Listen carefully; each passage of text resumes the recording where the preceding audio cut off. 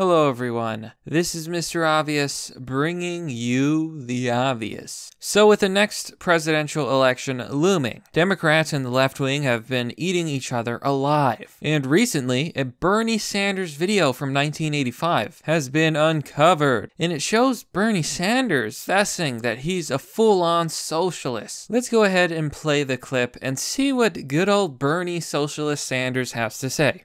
I think what I learned, one of the things that I think I learned on my trip, as a socialist, the word socialism does not frighten me, and I think it's probably fair to say that the Nicaraguan government is primarily a socialist government. You may recall way back in, 1961, they invaded Cuba, and everybody was totally convinced that Castro was the worst guy in the world, that all the Cuban people were going to rise up in rebellion against Fidel Castro. They had forgot that he educated their kids, gave them health care, totally transformed the society. But just because... So he's also praising Fidel Castro, and well, let's just check out what this wonderful, wonderful man did in his socialist country. Here you can see Fidel Castro's greatest atrocities and crimes. Ever wondered what's so bad about Fidel Castro? You're not alone. Many people simply don't know much about him, other than things they've heard, like he's implemented top-notch healthcare and education systems in a lowly third-world country of Cuba. That's because, for the most part, the international media has neglected their duty to report the truth about the dictatorship that lies 90 miles from America's shores. So again, you have a socialist like Bernie Sanders trying to subvert the United States and basically destroy this country, despite the fact that socialism has never worked. Socialism will never work, and that socialism ultimately leads to communism. And communism as we know it does not work either. So the pages linked below seek to correct that and educate you about the real Fidel Castro, a murderous dictator who has remained in power for 53 years and counting. Think about that. Even if he was a good dictator, could you imagine living under the rule of the same man for 53 years? So here's the list. Let's see what it says. I won't actually go through all of these articles because that would take all day, but we're going to read the titles. Fidel Castro's firing squads in Cuba. Fidel Castro sank 13 de Marzo tugboat, killing Cuban women and children. Fidel Castro shoots down the American civilian aircraft, killing 4 people, including 3 American citizens. Fidel Castro, Cuban political prisoners. Fidel Castro's Cuban forced labor camps. Fidel Castro's religious repression against Cubans. Fidel Castro separates Cuban families. Fidel Castro restricts the movement of Cubans. Fidel Castro's foreign interventions resulting in thousands of deaths. Fidel Castro's espionage. So,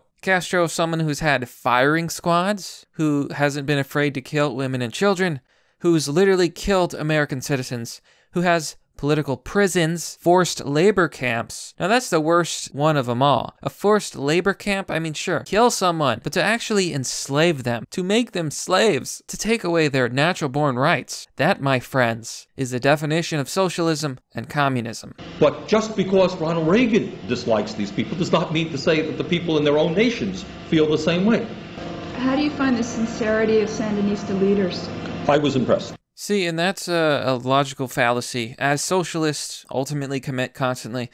So just because a people does not overthrow a corrupt dictator doesn't mean that the dictator is not corrupt. Kim Jong-un isn't being overthrown in North Korea, despite the fact that his people are literally starving. They have to eat grass, literally eat their own feces in some cases, eat maggots. Yeah, that sounds wonderful. That sounds like the kind of country I want to live in. So the people there lack the energy and the means to overthrow their government. That doesn't mean that they agree or like that government. People can be brainwashed. People can be fooled. That's a stupid argument made by stupid people like Bernie Sanders that so many people, so many goddamn millennials shill for. Oh, we want socialism. Democratic socialism. It's not. It's socialism. And socialism is stupid.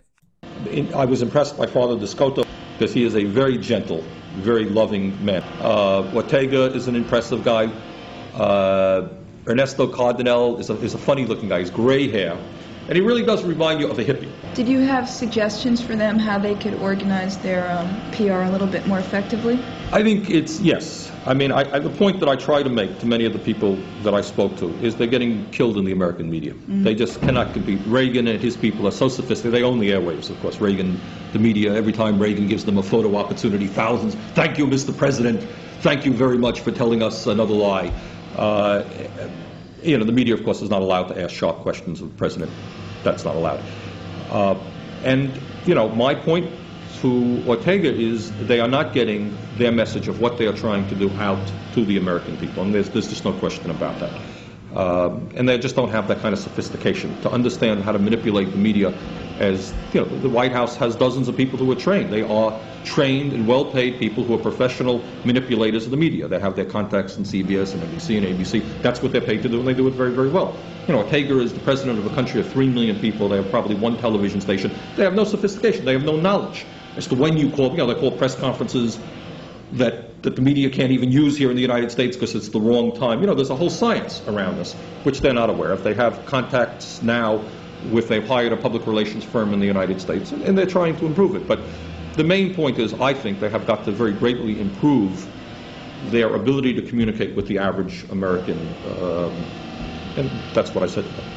And so here you see him literally complain and explain that the Ortega regime didn't have enough propaganda. They weren't shoving enough propaganda down Americans' throats. They didn't lack the technical expertise to lie to the American people. And he's also bashing on Reagan, who, as far as I know, was a beloved president. It's really incredible. This dude is a political and ideological hack. He always has been. His entire career has basically amounted to nothing. He spent his entire life being a hippie and then leeching off the government. He's never had a real job a day in his life. Perhaps that is why he's so quick to embrace socialism and giving out freebies to everyone. Except nothing in life is free. Everything has costs. Socialism always has immense costs, and usually it costs you your rights. So it really doesn't surprise me, especially now that the election is coming around the corner, that Democrats are basically eating each other alive. I'm sure Bernie is somebody they don't like because he does appeal to a lot of weak people who want socialism because they're weak, because they don't know the meaning of personal responsibility or ownership or getting things for themselves. They want handouts. And we have a bunch of different clips of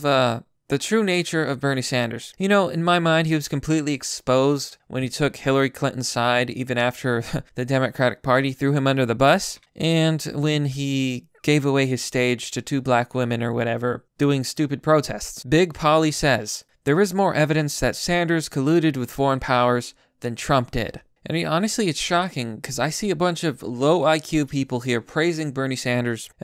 These people never fail to amaze me.